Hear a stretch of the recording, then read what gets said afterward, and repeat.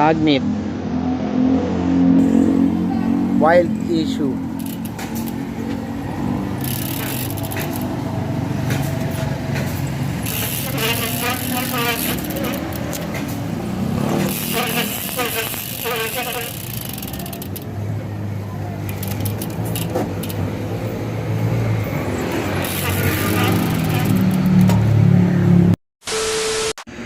What's up mga tropa, at meron na naman tayong panibago na namang i-repair. Ito yung Sagmit, no? So napansin ko dito mga katropa, medyo may fail dito, no? Halos talagang sobrang wasak na wasak yung prehab nito. So napansin ko rito yung ibang spring niya nadurog na. So siguro yun yung naglalangit-ngit doon sa kanina nating intro sa video na yon. Medyo delikado na yung mga ganun mga katropa. Pag ganyan yung hub nyong, ganyan yung tunog nya, pa-check up nyo na sa mga shop. So yun, nakita ko na wasak talaga yung spring. Kung napansin nyo sa video, yan. So iilan na rin, 4 pulse and 3 teeth mga katropa. Yan, 4 pulse, 3 teeth. So solid naman yung tunog nya, pero meron talagang langit-ngit. So yan mga katropa, i-repair natin to. Pero bago yun, isa-shoutout muna natin, dapat nating i-shoutout. So shoutout kay Lone Nicolas, kay Marks Cycle, shoutout sa'yo, kay Christian Play Bikes Ride, shoutout, and mag-subscribe kayo sa kanya mga katropa. Shoutout din kay Eddie Boy Pizarro at kay Cyclista TV. So yun mga katropa, sa mga gusto magpa-shoutout, syempre comment nyo lang dyan sa baba dito sa video na to para mas shoutout ko sa susunod na video. So yan, kung napansin nyo, loose spring talaga lahat, putol, wasak na wasak. So ang gagawin natin dito, syempre mga katropa, ang pinagbabawal na technique, ang plastic spring. So papalitan natin ng plastic spring to para talaga matibay na siya at hindi na siya ganun kasi masisira mga katropa. Kasi yung plastic ko talagang the best, hindi siya napuputol. So sa mga gustong magpa-repair ng mga ganito, makikita nyo ako sa 1237 Bangbang Street, Tondo, Manila. So ulitin ko, 1237 Bangbang Street, Tondo, Manila. Yan, search nyo lang sa Google Map, makikita nyo na ako mga katropa.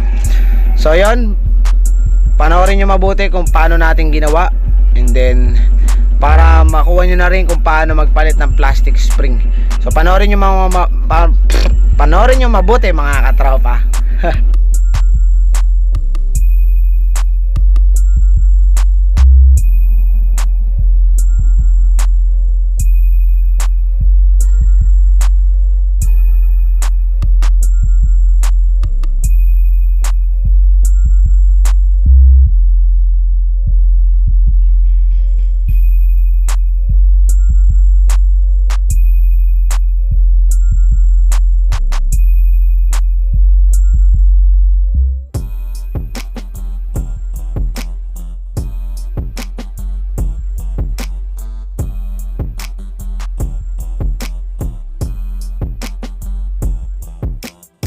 So ito siya mga katropa, yung 4 pulse at yung 4 na spring. So syempre gagamitin natin dyan the plastic spring mga katropa. Dito sigurado ako kasi sa lahat ng ginawa ko wala pang bumabalik sa akin. So yun, medyo natutuwa ako kasi success yung ginagawa natin. So sa mga nag-e-edit dyan, alam nyo na mga katropa, kailangan talaga solida natin paggagawa para hindi bumalik sa atin yung mga client natin mga katropa. So yun, gagamitan natin plastic spring. Susukatin natin dito yung spring na stock nya, no, para hindi tayo malito. Yan, para rin alam natin kung gaano kalapad yung plastic spring natin. So ang ginawa ko rito, medyo maliit doon sa stock para hindi siya sumabit, no mga katropa, para talagang solid na walang putol yung spring natin. Yan, yung kapal nya, hindi ko na masabi yung kapal nya, pero talagang naglalaro tong ginagamit kong spring. Talagang nag-i-spring siya. So yun, mas maganda tong gamitin kasi hindi to natutunaw mga katropa. Sa mga nagsasabi diyang natutunaw, hindi natutunaw yan mga katropa. Subok na yan, sa 2 years kong ginamit tong plastic spring, hindi ako pinahiya sa mga customer ko. So yan, solid to mga katropa. Sana ma-enjoy nyo yung video, and then kung gagayahin mo, Marami akong video dyan na tutorial kung paano maghulma. Yan, makikita nyo naman kung paano maghulma ng plastic spring. Kumuha lang ng ganyan, tapos ganunin mo lang, yun, okay na mga katropa, di ba? So yun, ikakabit natin to, testing natin maya maya pag natapos natin. So mga katropa, panoorin nyo mabuti kung paano natin i-repair tong Sagmit hubs na 4 pulse rated.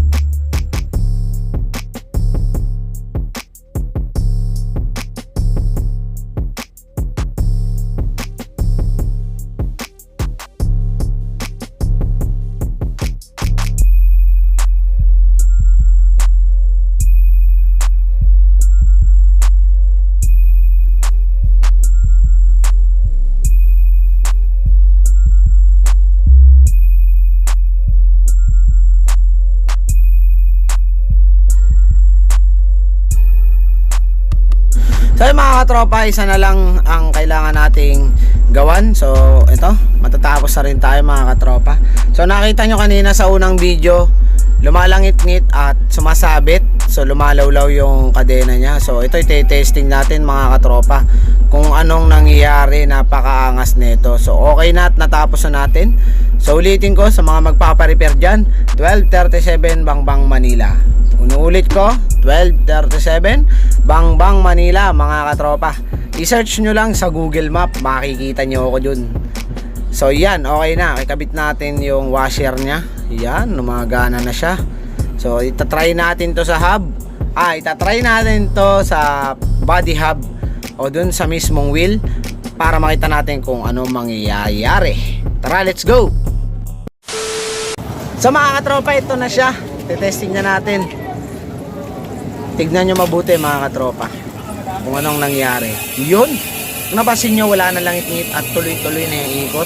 So gumanda rin yung tunog nito mga katropa. At hindi na rin sumasabay yung kadena. Ganun kasolid yung plastic spring. Sa mga magpapagawa dyan mga katropa, puntahan nyo lang ako sa 1237 Bangbang Manila. Maraming salamat sa inyo at sana na-enjoy nyo itong video na to. Maraming salamat. Paalam!